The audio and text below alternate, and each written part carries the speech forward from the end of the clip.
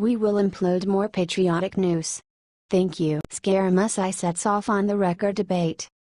White House Communications Director Anthony Scaramucci, whose obscenity-laden tirade against fellow Trump administration officials during an interview with the New Yorker writer continued to reverberate on Friday, either learned a hard lesson in the basics of dealing with reporters or knew exactly what he was doing. Regardless, Scaramucci's phone call to the New Yorker's Ryan Leigh on Thursday caused a debate over what was or is off the record versus on the record and whether Scaramucci knew the difference. The phone call started because of an inquiry by Politico, which reached out to Scaramucci to confirm whether a dinner between Scaramucci, President Donald Trump, former Fox News executive Bill Shine and current Fox News hosts Sean Hannity and Kimberly Guilfoyle had taken place at the White House on Wednesday evening. Scaramucci asked who had revealed the information, and was pointed to Leigh, who had tweeted that the information came from an anonymous high-level White House source. Scaramucci then called Leigh and embarked on the strange tirade where, in extremely colorful language, he maligned his co-workers Reince Priebus and Steve Bannon, detailed his conversations with the president and suggested that Priebus would soon be asked to resign. Scaramucci initially seemed to imply that the conversation was not meant to be public. "I made a mistake in trusting in a reporter. It won't happen again," he tweeted Thursday evening.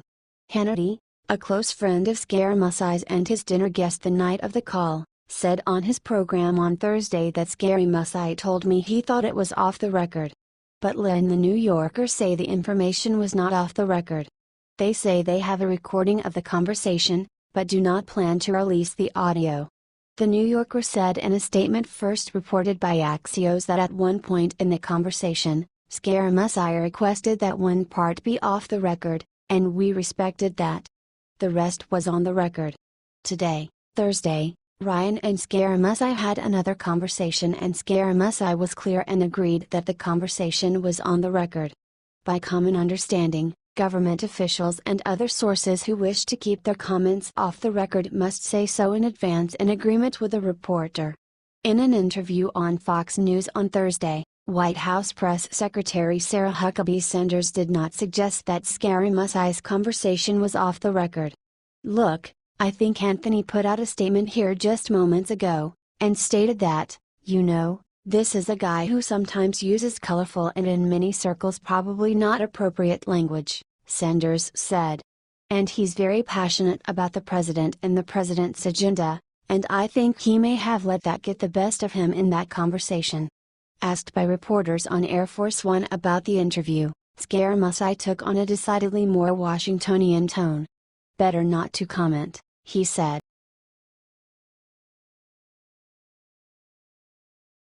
Democrats strategize path to relevance with working-class whites. Democrats leading House Super PAC assembled party strategists in Washington Thursday to deliver a sobering message and a call to arms. Working-class white voters, once a key piece of the party's base, no longer trust them to improve the economy, and Democrats have to start addressing specific concerns about jobs and wages now in order to win some of them back in 2018.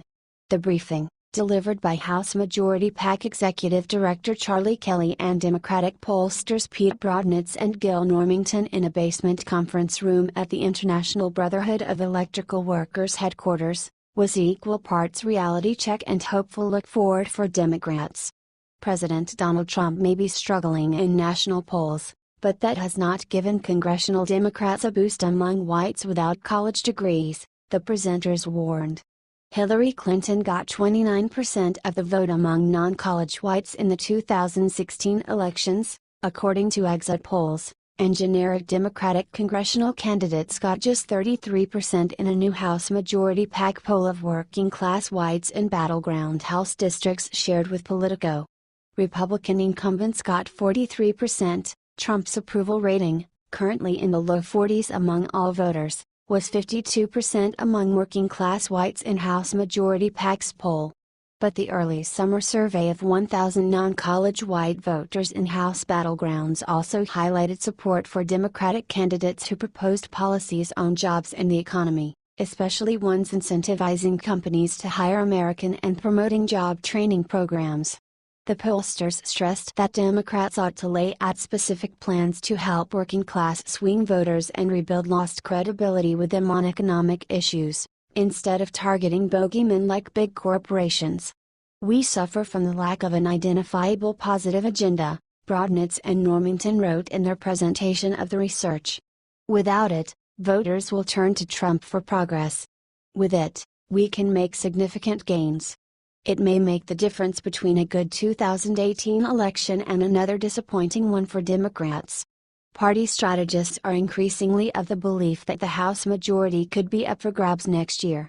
But the clearest path includes a large swath of heavily working-class districts in the Northeast and Midwest, where Democrats struggled in 2016 and recent midterm elections. In Iowa's two GOP-held battleground districts, long considered key ingredients of a potential Democratic House majority, non-college whites comprised 49% and 37% of the electorate in the last midterm, according to House Majority PAC data. In upstate New York, where freshman Republican Representative John Faso is one of Democrats' top targets, 44% of midterm voters are non-college whites. In Minnesota, House Democrats must defend 3 seats that are majority working-class white. Even in places where more whites have college degrees, a group that has been giving Democrats more and more votes, in districts like freshman GOP Representative Jason Lewis south of the Twin Cities in Minnesota, Democrats still may not be able to win if they keep losing working-class whites by similar margins. While working-class whites lean toward Republicans, they say Democrats are more likely to take the right approach on health care, House Majority PAC's poll found, a potentially important advantage amid the current health care fight in Congress. But the group also said Republicans are more likely to help improve the economy and create jobs by a huge 35-point margin, and almost no one who gave the GOP the advantage on that statement said they would vote for a Democrat for Congress in 2018. House Majority PAC is arguing for a specific focus on jobs and the economy to close that gap in credibility. While a majority of working-class white voters describe themselves as pro-choice on abortion, when asked about budget issues, more said they were concerned about infrastructure spending than funding for Planned Parenthood, Broadnitz and Normington said. Their polling showed that in addition to long-standing Democratic policy planks like expanding Social Security and protecting Medicare, working-class whites would be especially receptive to candidates who propose rewarding companies that hire American workers with tax breaks and funding job training programs. Spending on roads and other infrastructure projects was also a big positive with working-class whites. "If we're going to make a play for the House, this is the stuff we need to talk about," said Kelly, the House Majority PAC executive director. The polls show Democrats moving into a tie in the generic congressional ballot after respondents heard about Democratic jobs plans, and even moving ahead after hearing attacks on Republicans seeking to end Medicare as we know it and the GOP's Obamacare repeal bills. The trick for Democrats will be actually getting working-class white voters to hear and believe those messages, though early signs suggest the party is invested in making it happen. The presentation Thursday echoed congressional Democrats' rollout of their New Better Deal slogan and policies focused on boosting jobs and wages. But the research is also the latest addition in a longer-term House Majority PAC project that started before the stunning election results in November 2016.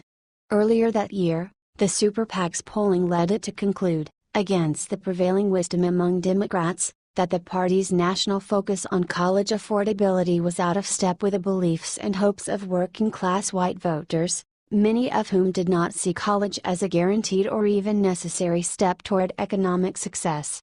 That clashes with progressives who have pushed to make free college a central piece of the Democratic platform in the wake of Bernie Sanders' grassroots-fueled 2016 presidential bid.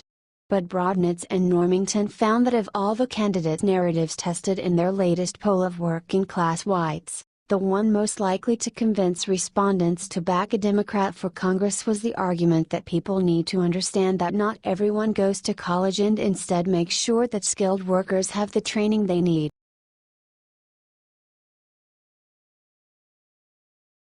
Attorney General Jeff Sessions has been the target of multiple attacks in recent weeks from President Donald Trump. Embattled Attorney General Jeff Sessions said Friday that law enforcement work is often thankless, a remark that comes as he has been under withering criticism from his one-time ally, President Donald Trump. And while there are good days and bad days in any job, one thing has been clear to me: it is a privilege to serve one's country in law enforcement, to wake up each morning and fight the fight for the rule of law, Sessions said Friday at a graduation ceremony for the International Law Enforcement Academy in El Salvador. It is hard work and often thankless, but the right to be safe in your community is the right on which all the others are based. Sessions has been the target of multiple attacks in recent weeks from Trump, who has grown increasingly vocal with his frustration over the Attorney General's decision to recuse himself from the FBI's Russia investigation, a move that paved the way for a sprawling special counsel probe. Last week, the president told the New York Times that he would not have nominated Sessions to be Attorney General had he known the former Alabama senator would recuse himself. More recently, Trump has characterized his Attorney General as beleaguered and wondered online why Sessions had not more thoroughly investigated 2016 Democratic presidential candidate Hillary Clinton. White House Press Secretary Sarah Huckabee Sanders this week said that the president is disappointed in Sessions but has no immediate plans to replace him. The Attorney General's Friday comments were not explicitly linked to Trump's recent criticisms, but Sessions told Fox News' Tucker Carlson in an interview Thursday that the president's attacks have been kind of hurtful. But the President of the United States is a strong leader.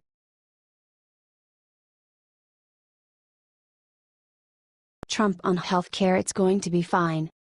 President Donald Trump on Friday waved off questions about the failure of his party's last-ditch attempt at repealing the Affordable Care Act, telling reporters that it's going to be fine. Trump was responding to shouted questions from reporters as he exited Air Force One on Friday afternoon on Long Island, where he is scheduled to give his first public remarks since the Senate voted down the GOP's skinny Obamacare repeal proposal. The measure failed 49-51, with all Senate Democrats and Independents and 3 Republicans voting against it. Senator John McCain's no vote surprised party leaders, and despite the efforts of Vice President Mike Pence and a personal phone call from Trump, McCain wouldn't budge.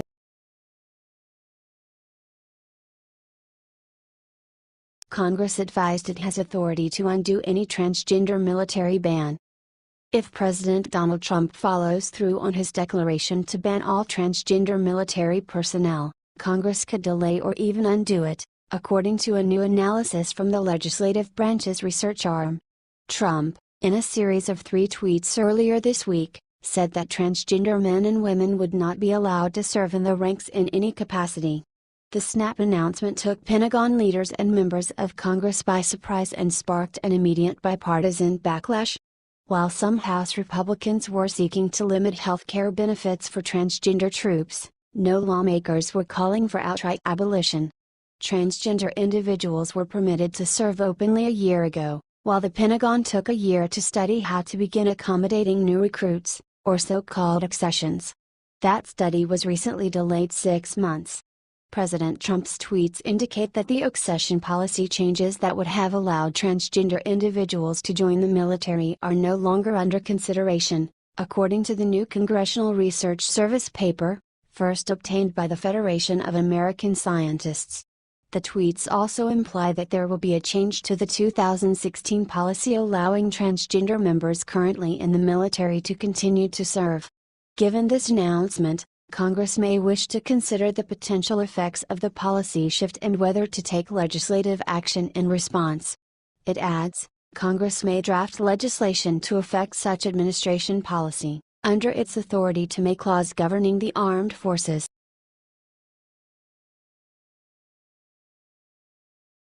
How Trump's White House can still undermine Obamacare.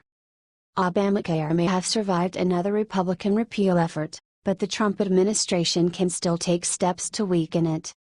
The administration for months has taken steps to undercut the Affordable Care Act independent from Congress. Friday's collapse of Senate Republicans' slimmed-down repeal bill could push President Donald Trump to escalate those efforts, possibly by taking aim at the law's individual mandate.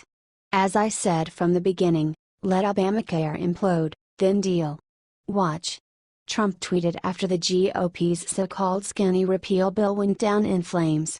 Among Trump's options is unilaterally cutting off billions of dollars in crucial subsidy payments to insurers, funding seen as necessary to keep the law's insurance markets afloat. The administration so far has paid the subsidies, which total about $7 billion this year, on a month-to-month basis. But insurers fear Trump could make good on past threats to cut them off, possibly to force Democrats to negotiate on health care. Here are some of Trump's other options: nixing the individual mandate. The mandate requiring most Americans to have health insurance or pay a tax penalty is easily the most unpopular piece of the 2010 health law. Only Congress can strike the mandate, but many viewed the executive order Trump issued on his first day in office instructing agencies to weaken Obamacare as a sign to stop enforcing the penalties. The mandate hasn't convinced enough young and healthy people to buy insurance, but health plans see it as a crucial tool to keep markets stable. Without it, premiums could unexpectedly spike or carriers could exit markets altogether, accelerating a trend that began this year. Cutting enrollment outreach. Weeks after taking power, the Trump administration canceled $5 million in healthcare.gov ads at the end of the previous enrollment season, a move the law's supporters said prevented enrollment gains, especially among younger Americans. That trend could continue for the upcoming enrollment season that begins November 1st and further hamper sign-ups. The Department of Health and Human Services has already decided to terminate at the end of August 2 contracts for programs aimed at signing up people for insurance across the country. The administration could also pare millions in federal funding for other outreach. The Obama administration awarded $63 million in grants to nonprofits last September to help states bolster enrollment efforts, and another tranche of funding is supposed to be released by this fall. To date, the Trump administration hasn't signaled whether it would continue it.